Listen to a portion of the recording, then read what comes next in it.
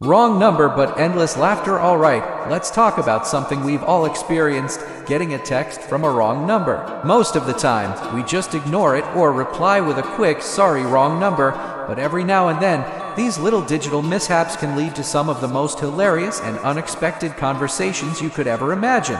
Today, we are diving into some of the funniest wrong number text stories from across the internet that will have you laughing out loud. Our first story comes from a guy named Ben. One evening, Ben gets a text from an unknown number. It's a picture of a really ugly couch, like a floral pattern that looked like it was designed in the 1970s and had a bad acid trip. The text with it simply said, "Got the new couch. What do you think?" I'm so excited. Ben, being the polite person he is, could have just said wrong number, but where's the fun in that? Instead, he replied, "I think it's vibrant." Really makes a statement. The person on the other end, who we'll call Linda, replied almost instantly, "I knew you'd love it. The kids are going to go nuts." Now Ben was invested. He couldn't just leave it there, so he texted back, "About the kids, I'm not so sure. Remember what happened with the lime green beanbag chair?" Linda replied, "Oh God, don't remind me." The glitter was everywhere for months. Ben had no idea what she was talking about, but he played along. Exactly. This couch looks like a glitter magnet. A floral, questionable glitter magnet. This back and forth went on for another 10 minutes, with Ben making up increasingly absurd stories about their shared, completely fictional past. He brought up a disastrous family trip to the petting zoo and a legendary chili cook-off incident.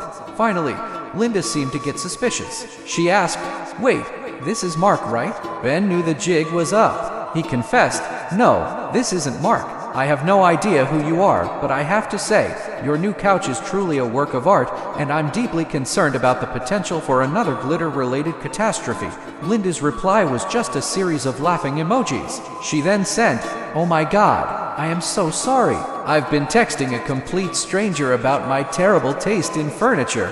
They had a good laugh, and Linda even sent a follow-up picture a week later of the couch covered in a much more tasteful gray slipcover. A true wrong number success story. Next up, we have a story that escalated in a way nobody could have predicted. A college student named Chloe received a group text message. It was clearly a family chat she had been accidentally added to. The first message was from Aunt Carol, and it read, "Family, big news. Kevin and I are finally having a baby. We're so thrilled to share this with you all." The chat exploded with congratulations, hearts, and celebratory emojis. Chloe felt awkward. She didn't want to interrupt their beautiful family moment, so she just stayed silent, planning to quietly leave the group later. But then another message came in from someone named Uncle Dave. It said, "That's wonderful, Carol, but I also have some news. I'm leaving Brenda." The chat went dead silent. You could practically hear the crickets. After a few agonizing minutes, Aunt Carol replied, "Dave, what are you talking about? This is a group chat for my baby announcement." Uncle Dave, clearly not understanding how group chats work, just kept going. "Brenda and I haven't been happy for years. I think you all deserve to know." At this point, Chloe was glued to her phone. It was like watching a reality TV show unfold in her text messages. Someone named Cousin Sarah chimed in, "Uncle Dave, maybe this isn't the time or place," which was then followed by Brenda's sister, who had apparently been added to the chat, saying, "David, you are a coward. You're telling the family you're leaving my sister in a group text?" The whole thing just spiraled.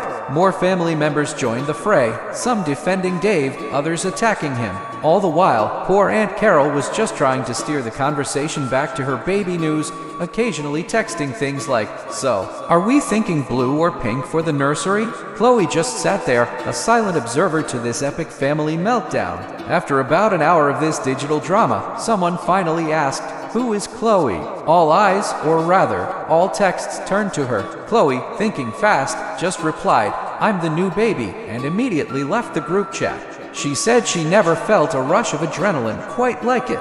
We hope Kevin and Carol's baby is doing well, and that Uncle Dave and Brenda sorted things out, preferably not over text. Our third story involves a simple mistake that turned into a wholesome quest. A woman named Maria was trying to text her husband, asking him to pick up some ingredients for dinner. She sent a list.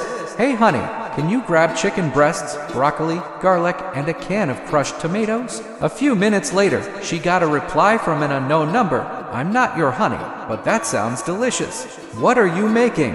Maria apologized for the wrong number, but the stranger, a guy named Paul, was intrigued.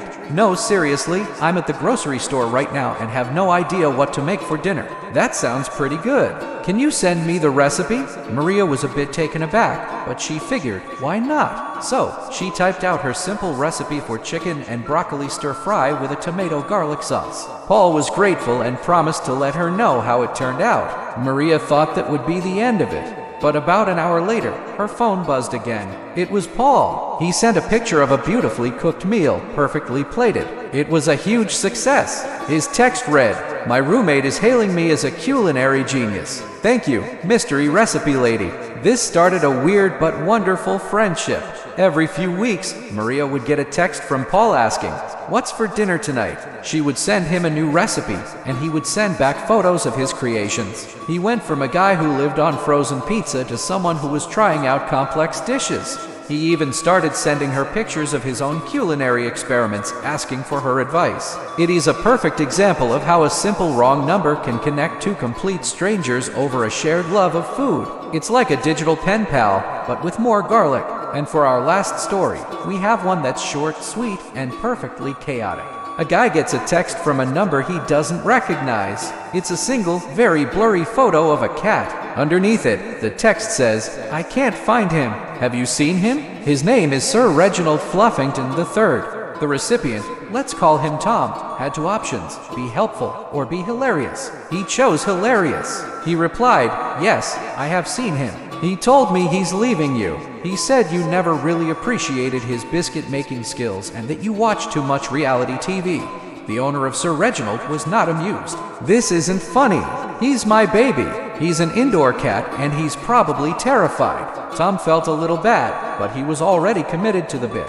He wrote back, "Terrified? Please. He's on a journey of self-discovery. He's currently on a freight train heading west to find himself." He mentioned something about learning to play the harmonica. The owner's replies got more and more frantic. A mix of genuine worry and pure anger at this stranger who was making fun of her lost cat. "Where is my cat?" she texted in all caps. Tom, feeling he had maybe taken the joke too far, was about to come clean when a new text came through from the owner. It was another photo, this time crystal clear. It showed the same cat, Sir Reginald, sleeping peacefully on a pile of laundry. The text underneath read, "Never mind. I found him in the dryer. Also, you're a monster." Tom just replied with a single laughing emoji. He later said it was the most stressful but funny 10 minutes of his life, and a good reminder to always check your laundry basket before you panic. And maybe, just maybe, don't mess with people who name their cats Sir Reginald Fluffington III. These stories just go to show that the next time you get a text from an unknown number, you have a choice.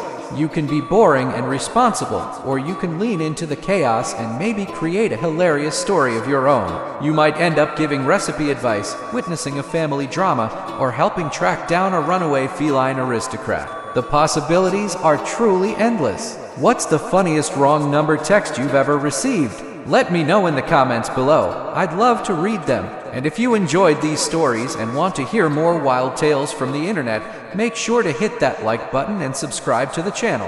It really helps us out and ensures you won't miss our next video. Thanks for watching, and we'll see you in the next one.